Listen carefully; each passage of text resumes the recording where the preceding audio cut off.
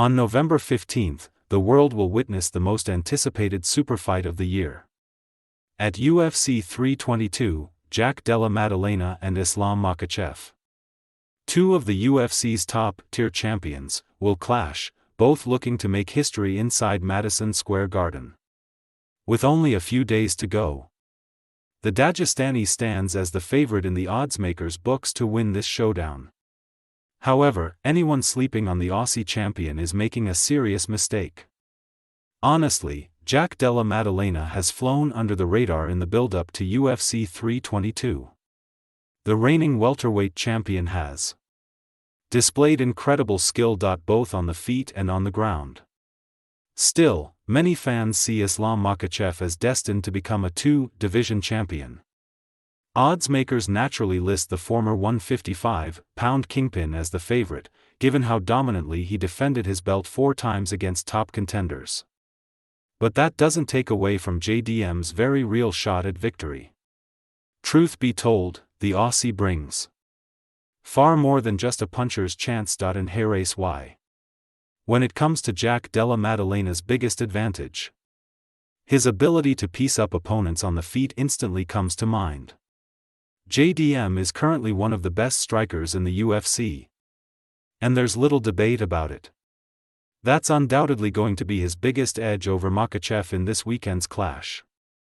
If the fight stays standing for an extended period, the Dagestani might find himself in some serious trouble. That said, we must acknowledge that Makhachev has built a solid striking base under American Kickboxing Academy coach Javier Mendez, as he demonstrated in his bouts with Alexander Volkanovski at UFC 284 and UFC 294, and Dustin Poirier UFC 302. Still, he has never faced someone like JDM, who delivers damage with relentless volume striking and keeps the knockout threat alive. Not just early, but deep into the later rounds as well. If we compare Makhachev's past encounters with elite strikers like Volkanovski and Poirier, JDM statistically has a superior striking profile. The reigning featherweight champion lands 6.18 strikes per minute with 56% accuracy, while absorbing 3.36 strikes, giving him an overall defense rate of 58%. On the other hand, the now retired Poirier landed 5.24 strikes per minute with 50% accuracy, absorbing 4.57 strikes per minute, which puts his defense at 52%.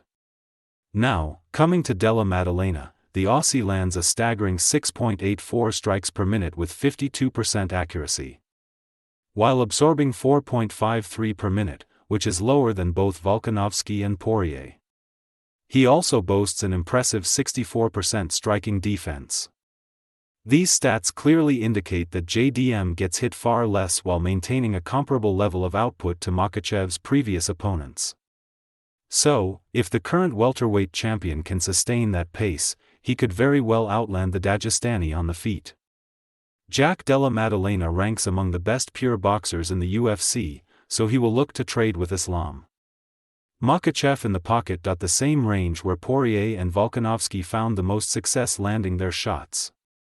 Plus, he also has a bigger reach, 1.85 m, than the Dagestani former champ, 1.79 m, so landing strikes from a distance could be a good option as well. However, Makhachev took both of them down from that position, a scenario that might play out differently with JDM, as he has built a fighting style that lets him rise back to his feet quickly in those situations. When it comes to takedown defense, Della Maddalena has set a new standard in the UFC. The Aussie has faced some of the best grapplers the welterweight division has to offer and has passed every test on the ground with flying colors so far. That naturally raises a question: what's so special about him?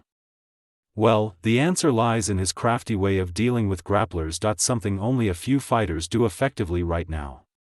It's not like JDM has never been taken down in the octagon. In fact, he gets taken down quite a lot. But it's his ability to get back on his feet that makes him far better than most strikers. For instance, Gilbert Burns took him down 7 times out of his 11 attempts, which is a solid number. However, Della Maddalena used his scrambles each time to get back up and countered the Brazilian legend with knees. After doing that a few times, the Aussie recognized the pattern and finished the fight by landing a perfectly timed knee. Following that impressive display of defense, Jack was also taken down by Belal Muhammad 3 times out of 9 attempts in their championship bout at UFC 315. There too, he managed to sprawl out of remember the name's top position by staying composed and not forcing a wrestle up. A very similar approach to what Volkanovski used against Makhachev in Perth. At UFC 284, the Great stayed calm as the Dagestani put him on the mat multiple times and accepted each takedown. He avoided panic and denied Makhachev any openings to set up his signature Darce choke. Dustin Poirier also applied this approach to an extent, and both fighters used it effectively to handle the former lightweight champ on the ground. Conversely, when Islam Makhachev swiftly took down Renato Moicano at UFC 311, the Brazilian tried to get up in a panic, which left an opening for Makhachev to secure his submission. That's how tough it is to deal with the Dagestani juggernaut on the mat. However, knowing that pretty well, Jack Della Maddalena will carry that awareness into Madison Square Garden, giving him an edge. With veterans like Volk and Paul Craig helping him, JDM doesn't need to change too much to keep the fight on his terms.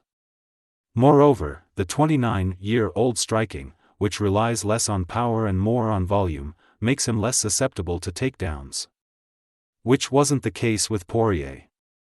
This aspect of JDM's game was even highlighted by Georges St. Pierre's coach, Faraz Sahabi. Now, with all those advantages in mind, does he actually have a chance to beat Islam Makhachev at UFC 322? You bet he does. For a brand new champion like Jack Della Maddalena, fighting at a massive event like Madison Square Garden in his first title defense against a legend of the sport can be a little overwhelming. He might come across as the most chillest bro in the UFC, but it wouldn't be wrong to assume that, as a human, he'll have a few doubts heading into the biggest fight of his career. First and foremost, JDM needs to stay calm and composed while dealing with Islam Makhachev inside the cage. While doing that, he needs to defend the takedowns effectively. Still, there are going to be moments when he finds himself on the mat. And in those situations, he needs to trust his scrambling abilities to get out of that position and get to the center of the cage immediately. From there, Jack Della Maddalena should control the fight on his feet and look to deal the most damage. Although Makhachev won't be small for this weight class, it's still a mystery whether he can maintain the same power and gas tank at a bigger weight with that added muscle mass. So, if the reigning champ uses all of those advantages, there's no reason to believe he cannot retain the 170-pound title. Now, the world is waiting to see whether Jack Della Maddalena can actually pull it off. We'll find out soon enough when the cage door closes on November 15th. The spotlight hits him and his opponent, and Bruce Buffer's voice echoes through the arena. Until then, let us know what you think about the reigning welterweight champion's chances of defending his belt for the first time. The comments section is yours.